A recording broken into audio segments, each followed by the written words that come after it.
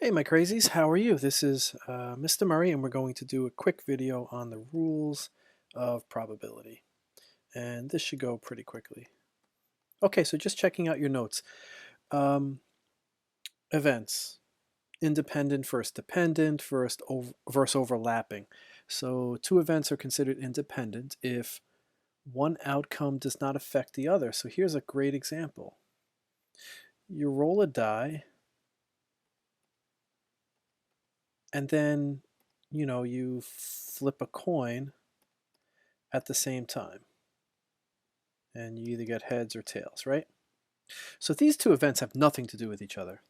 You roll the die, you get a 5. You flip the coin, you get a head. Nothing in one event contributed to the outcome of the other event, so it's completely independent. So two events are independent if one outcome has no effect on the other.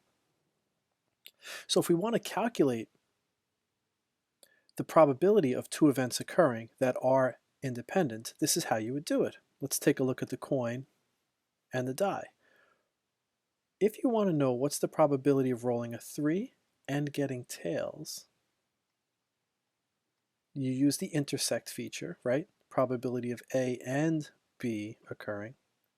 You simply take the probability of A and you multiply it by the probability of B. So the probability of A is 1/6, I believe, right? There are 6 numbers on a die, so this would be 1/6. And the probability of tails, the coin only has 2 sides, heads or tails, so it's 1 out of 2. Let's multiply these together. And here's the combined probability of these two events occurring.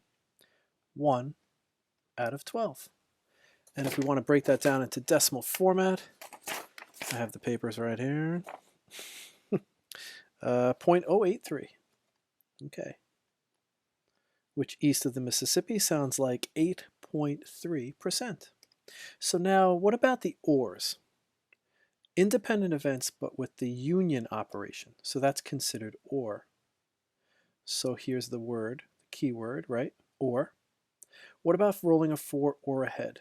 So what you do is you add their probabilities. If they're independent, you just add them. So probability of a 4. 1/6. Probability of a head. 1/2. Let's add these together. Using my calculator with parentheses, it turned out that this was 2/3. And that, my friends, is 0.66 with a line over it. Or about a 66% chance that you'd have a 4 or a head. Notice how the percentage is much higher. It's almost like 2 out of 3 chance that you're going to get a 4 or a head, whereas back here with the intersection business, it was only 8%, much less, much less. So intersecting generally has a lower probability because you need two very distinct things to occur. Like in this example, you needed a 3 and tails at the same time. That's a tall order. Where over here it was like, whatever. Get a 4, we're happy. Get a head, we're happy. Either one makes us happy. Only one has to be true. So the OR is generally a better probability. Okay, cool. Next. What about these overlapping events? You remember the Titanic that we worked on and the soccer players, the right-handed versus pitching? These are events that have something in common. So, for example, I know Miss Sanfini in her class was working on this a lot today, where we had two events, and we called them A and B. And if we wanted to know the probability of them both occurring, we would just put them together. It's everybody. But once you put all these guys in A together, and then you go to get B, you can't count this twice, this guy in the middle. So what you do is you take all of A, you add it to all of B, and then you subtract that center section right here. because you can't double count. So you add all of A, all of B, which you can imagine has already double counted, and then you subtract that double counting. So let's take an example. What's the probability of rolling 2 die, or a pair of dice, and you get a 6 or doubles? 6 or doubles. So we need to know P of 6. Okay. 2 dies. Now let's go way back to the beginning of the week. How do we know our sample space? What's the bottom? What is the bottom? So using the counting principle, we can say that there's 6 ways to roll the first die, 6 ways to roll the second die, 36 total outcomes. So 36 is our sample space. It's the denominator. Now what's on top? You're rolling 2 die and you want to get a 6. How can that happen? Well, here we go. 1 and 5, that would be good. 2 and 4, 3 and 3, and that's it. So there are 3 ways to roll a 6 using 2 dice, sorry, and there's 36 possible ways or outcomes. So desired over possible, that's probability. Now the probability of doubles,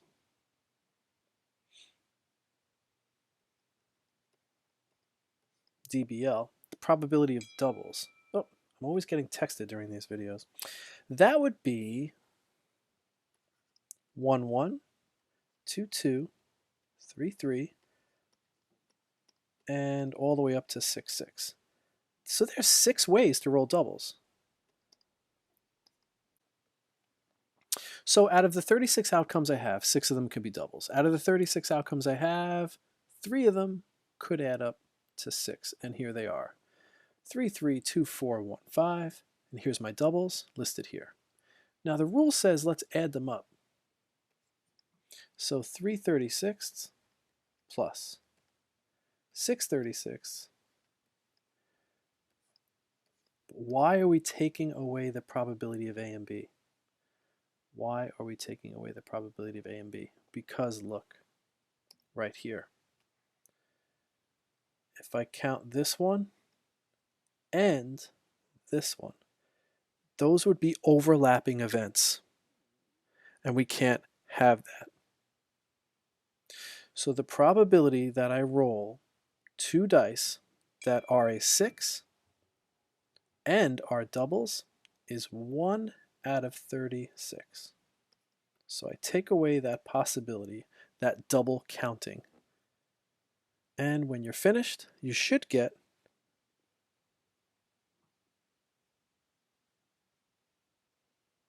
two over 9 reduced, or about 22% probability that when you roll 2 dice, you'll get a 6 or doubles. Okay, let's do the probability that a spinner labeled 1 through 6 with equal sections. What's the probability that your spinner will land on a 5 or an odd number? Okay, so probability of 5, probability of odd. So there's some overlap here because the numbers on a spinner are as follows. So the probability of rolling a 5 or spinning a 5 would be 1 out of 6. The probability that you're odd would be 1, 3, 5. So there's 3 out of 6. But you can see the overlap. The 5s are duplicated. So we'll add these up. 1/6 plus 3/6 minus 1/6. So the solution is 3 over 6, or about a 50% chance that if you're spinning a spinner, you'll land on a 5 or an odd number. Again, when you have ors, you have a greater probability of being successful. Now, dependent events, these are events where one outcome affects the other outcome. Example, you have a bag that has 3 red, 7 blue, and 4 green marbles. What is the probability that you pick 2 marbles that are blue in a row? Well, look at how that is dependent, because the probability of blue is equal to 7 blue, that's what you desire, right? Out of a total of 14. So that's about 50%. But then if this is the first blue one, now what's the probability of picking another one right after it? The second one, right? That's no longer equal to 7 because one's already been picked. And it's no longer 14 in your sample set because you've already picked one, regardless of color, leaving you with only 13.